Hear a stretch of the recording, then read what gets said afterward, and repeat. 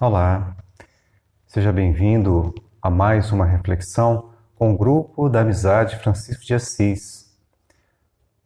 É muito bom recebê-los aqui na nossa casa, no meio virtual. Nós vamos iniciar as nossas reflexões com a leitura da obra O Evangelho segundo o Espiritismo, de Allan Kardec, com a nossa irmã Valéria. O Evangelho segundo o Espiritismo, capítulo 11, Amar o próximo como a si mesmo. A lei de amor. O amor resume a doutrina de Jesus toda inteira, visto que esse é o sentimento por excelência, e os sentimentos são os instintos elevados à altura do progresso feito. Em sua origem, o homem só tem instintos.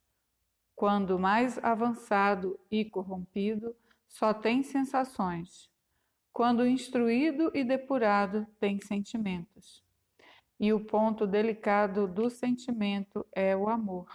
Não o amor no sentido vulgar do termo, mas esse sol interior que condensa e reúne em seu ardente foco todas as aspirações e todas as revelações sobre-humanas. A lei de amor substitui a personalidade pela fusão dos seres. Extingue as misérias sociais. Ditoso aquele que, ultrapassando a sua humanidade, ama com amplo amor os seus irmãos em sofrimento. Ditoso aquele que ama, pois não conhece a miséria da alma, nem a do corpo.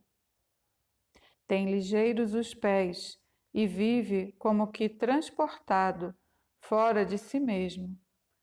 Quando Jesus pronunciou a divina palavra amor, os povos sobressaltaram-se e os mártires, ébrios de esperança, desceram ao circo. O Espiritismo, a seu turno, vem pronunciar uma segunda palavra do alfabeto divino. Estai atentos, pois que essa palavra ergue a lápide dos túmulos vazios e a reencarnação, triunfando da morte, revela às criaturas deslumbradas o seu patrimônio intelectual. Já não é ao suplício que ela conduz o homem, condulo à conquista do seu ser, elevado e transfigurado. O sangue resgatou o espírito e o espírito tem hoje que resgatar da matéria o homem. Disse eu que, em seus começos, o homem só instintos possuía. Mais próximo, portanto, ainda se acha do ponto de partida do que da meta, aquele em quem predominam os instintos. A fim de avançar para a meta, tem a criatura que vencer os instintos, em proveito dos sentimentos, isto é, que aperfeiçoar estes últimos, sufocando os germes latentes da matéria. Os instintos são a germinação e os embriões do sentimento. Trazem consigo o progresso, como a glande encerra em si o carvalho, e os seres menos adiantados são os que, emergindo pouco a pouco de suas crisálidas, se conservam escravizados aos instintos. O espírito precisa ser cultivado como um campo. Toda a riqueza futura depende desse labor atual, que vos granjeará muito mais do que bens terrenos, a elevação gloriosa. É então que, compreendendo a lei de amor que liga todos os seres, buscareis nela os gozos suavíssimos da alma, prelúdios das alegrias celestes. Lázaro, Paris, 1862. Queridos irmãos, convidamos então a todos a fazermos uma breve oração de louvor e agradecimento à nossa força criadora, inteligência suprema, que criou o nosso mundo. Inteligência suprema, causa de todas as coisas que existem, de nós, do tempo, do espaço, das estrelas. Nós aqui estamos para te louvar e agradecer por ter nos criado e nos dado uma finalidade de existir. Que esses eflúvios de paz que dimanam constantemente de tua criação e da tua vontade estejam em todos os recantos desta terra, levando alegria, saúde, paz e principalmente o teu amor. Muito obrigado, Senhor, por tudo. Que assim seja. Mais uma vez, seja bem-vindo a uma reflexão breve do Grupo da Amizade Francisco de Assis. É com grande alegria que recebemos todos vocês aqui e desejamos saúde e paz para todos. Nós lembramos da nossa necessidade de mantermos um certo distanciamento por enquanto, até que a saúde global, principalmente em nosso país, em nossa cidade, esteja em equilíbrio, a fim de que nós voltemos a estarmos juntos aqui em nossa sede, em todos os lugares públicos que congregam, que unem as pessoas para pensar em torno de Deus, da vida e do amor. E nós continuamos com as nossas palestras, nossas reflexões, veiculadas todos os domingos a partir das 9 horas no nosso canal do YouTube, bem como temos o nosso grupo do WhatsApp Família Gafa, onde nós veiculamos as mensagens do Evangelho e leituras também a respeito da mediunidade com os nossos irmãos Silvio e Graziella.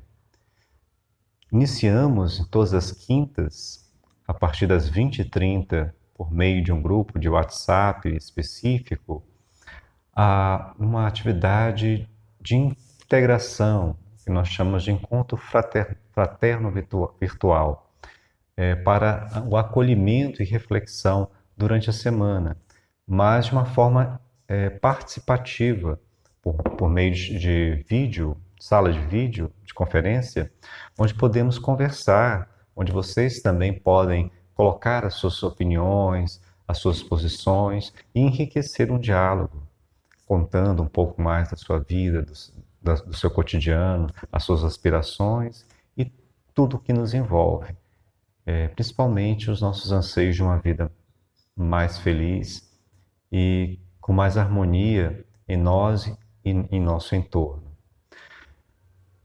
Seja bem-vindo. Nós vamos deixar aí na nossa descrição um convite para que você nos visite no grupo WhatsApp e lá, se você quiser, você vai ser convidado a participar na quinta-feira desta sala de encontro. Nós também temos o nosso e-mail, caso você queira maiores informações, e também temos todos os domingos, após as nossas reflexões, a nossa reunião de assistência espiritual, onde vibramos positivamente pela saúde, pela harmonia, pela felicidade de todos, inclusive daqueles nossos irmãos e irmãs que desencarnaram ou estão enfermos. Então, se você quer participar, participe mandando nome e vibre também conosco no momento da prece, em benefício de todos nós, principalmente daqueles que vocês saibam, que nós sabemos, estejam mais necessitados. Ok? Muito obrigado, então. Iniciando a nossa reflexão de hoje, nós vamos lembrar de um acontecimento que se deu na cidade de Milão, no ano de 368 da nossa era, na nossa era cristã. Um senhor chamado Aurelius Agostinus, professor em Milão, estava numa casa de campo com um familiar familiares e amigos. E ele gostava muito de refletir acerca da vida, da existência de Deus, da criação divina e também dos dissabores da vida, dos desencontros, das causas do sofrimento, das incertezas que a vida nos convida a enfrentar. Então, ele já estava um pouco angustiado, durante toda a sua vida foi de perquisições e também é de uma vida de procura de felicidade, às vezes em lugares e em momentos difíceis, não muito comuns de se encontrar a felicidade, como nos vícios, na glutonaria, na sexualidade exacerbada, dos instintos principalmente, como nós vimos na leitura do Evangelho, né?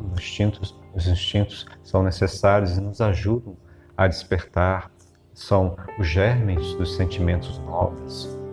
Então, como nos diz Lázaro, né? Então nós vamos encontrar o nosso personagem, Aurelius Agostinus, a refletir. Estava muito triste naquela tarde e sem saber onde encontrar as respostas, quer seja na filosofia de Platão, no movimento neoplatonista, quer seja na doutrina maniqueísta, ou mesmo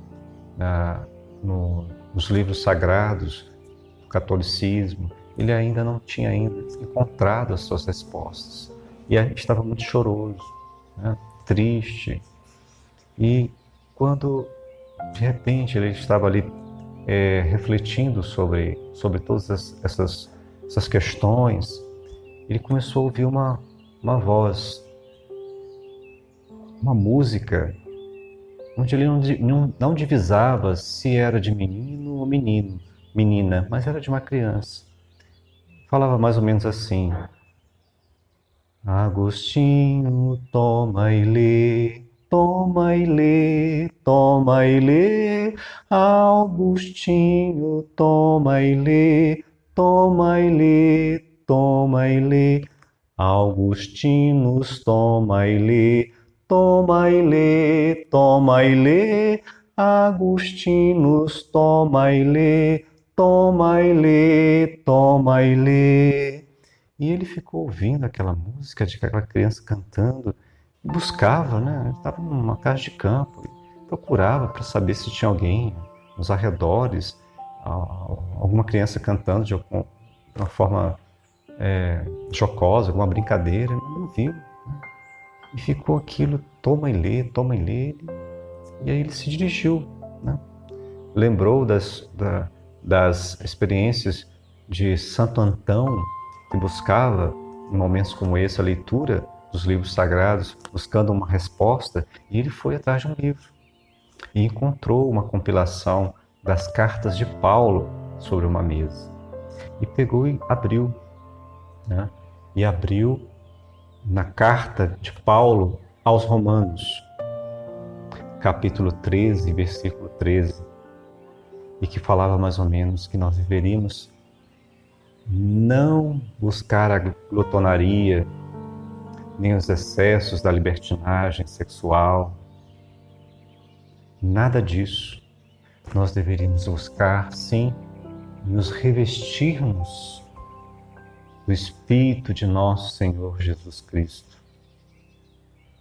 E ele, naquele momento, parece que uma cascata de luz ou de água gélida, né, veio arrefecer os seus pensamentos, os seus sentimentos, e uma sensação de alívio, né, de um gozo dantes nunca imaginado em sua vida. Uma alegria tranquila, serena, começou a habitar o seu ser. E ele, com aquele sentimento, com aquela mensagem auditiva, ele procurou a sua mãe, a Dona Mônica, falou: mamãe, olha o que aconteceu comigo. Aí relatou o fato. Ela falou, graças a Deus. Você sabe, meu filho, que há muitos anos eu oro pela sua conversão. Isso é um recado, é um anúncio, um prelúdio de Deus para a tua vida.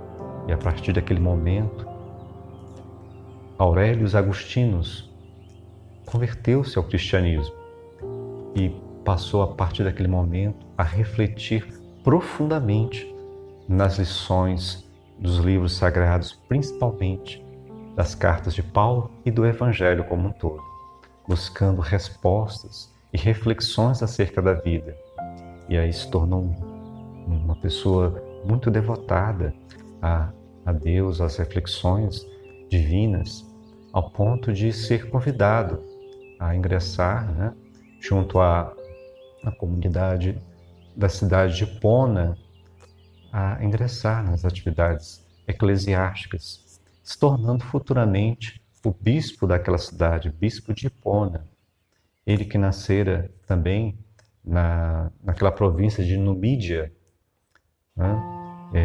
e na cidade de Tagaste, que hoje já está em ruína, tanto Hipona também deram origem a novas cidades na antiga província romana de Numídia, na África, hoje Argélia.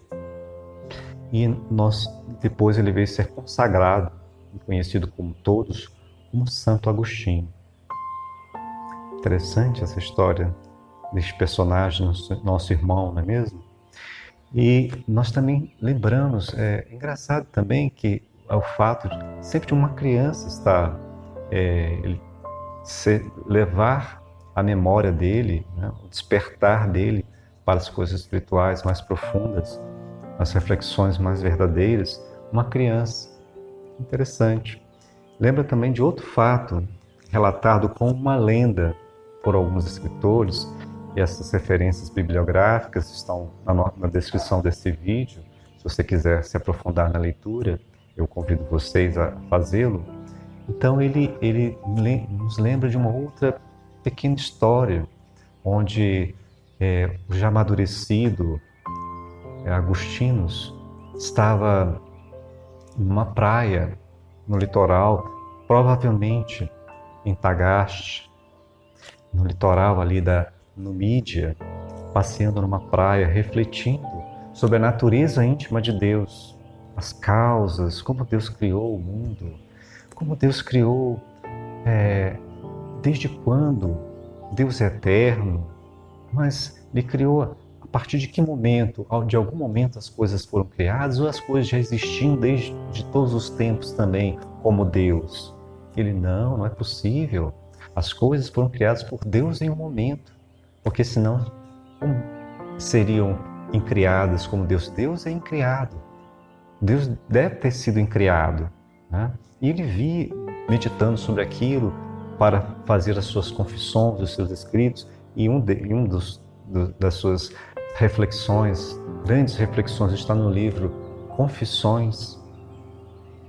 Então ele estava ali passeando naquela manhã, o céu azul, salpicados por algumas nuvens que passavam ligeiras, e refletindo sobre aquilo, quando ele vê ao longe, na sua caminhada, uma criança que estava cavando um buraco na areia. Cavava um buraco na areia, cavando, de repente ela saía, pegava a água e corria novamente. Ele parou e ficou observando e jogava a água dentro do buraco. Cavava e corria de novo, pegava a água no mar e derramava no buraco. E ele ficou intrigado, Vamos ver o que esta criança está fazendo. Qual é a ideia que ela tem? E aproximando-se da criança, perguntou: filho, o que estás a fazer? Aí falou: pai, eu estou pegando a água do mar e colocando no buraco para tirar a água do oceano, colocando ela nesse buraco, para que ela escoe toda por aqui. Aí ele falou: você não vê que isso é impossível de ser feito? Olha só quanta água tem no mar. Aí a criança balbuciou para ele.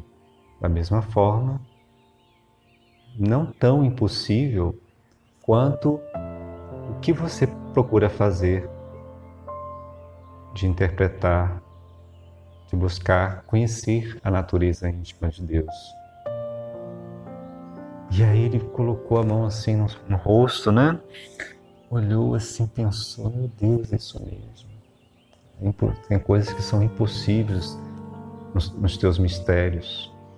E quando ele olhou, procurou, não viu mais a criança. Ela tinha sumido. E aí ele guardou aquela lição para o resto de sua vida. Mas nós também somos assim. Nós buscamos conhecer as coisas. O ser humano é investigativo. Tenha na sua alma, na sua personalidade, a atitude de perquirir, de se informar, de buscar conhecimento, buscar saber o porquê que as coisas são como são. Né? E isto é uma coisa nata no ser humano. E esta peregrinação do conhecimento é que nos leva ao nosso desenvolvimento, tanto moral como intelectual. Então, esta vontade de conhecer, se interessar, a curiosidade sadia, saber como as coisas são feitas, por que as coisas são como são, por que as coisas estão acontecendo como estão acontecendo. Tudo tem uma causa. E buscar o conhecimento destas causas é uma das nossas grandes missões, um grande propósito, porque isso nos faz crescer. E na atualidade nós somos compelidos, né? Estamos convidados a raciocinar e a sentir mais a vida na sua amplitude, nos seus amplos aspectos de fragilidade e de eternidade, não é mesmo? Todos nós somos convidados a essa reflexão. Então nós te convidamos a continuar conosco nessas reflexões que nós nos propusemos todos os domingos e agora também nas quintas-feiras, onde iremos tratar especificamente desse tema sobre o que é Deus. O que é Deus? De onde vem essa ideia de Deus? Deus existe? Desde quando Deus existe? Ele é eterno? Ele é onipotente, onipresente? De onde vêm essas ideias? Então, nós vamos refletir sobre isso nos nossos encontros, também nos nossos encontros fraternais, de todas as quintas. Venha participar conosco, venha refletir nesta busca, nessa peregrinação do pensamento, como fez o nosso irmão Santo Agostinho. Nossa reflexão de hoje era sobre esse tema. Esperamos que todos estejam bem, que tenham uma semana tranquila e de muita paz. Fiquem agora com a nossa oração cantada. Muito obrigado.